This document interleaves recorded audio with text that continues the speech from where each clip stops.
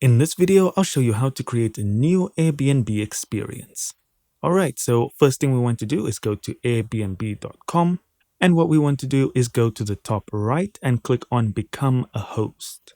Now just choose Experience and hit Next. Next, you need to choose the type of experience you'll be providing, and I'll just choose Outdoor Experience and hit Next. Then you need to enter your specific city and hit Next. And in the questionnaire that's about to follow, you'll tell them about yourself, you'll upload documents, and they will review it to check if it meets their requirements. So let's click on Get Started. And the questionnaire will look like this. It's quite a few questions. I'm not going to answer them all because I don't have an actual experience that I want to list. But just answer all their questions and hit Next. And again, please keep in mind they need to review it and decide. Ultimately, they will get back to you via email. Guys, thank you so much for watching. Don't forget to hit like and subscribe, and I'll see you in the next video.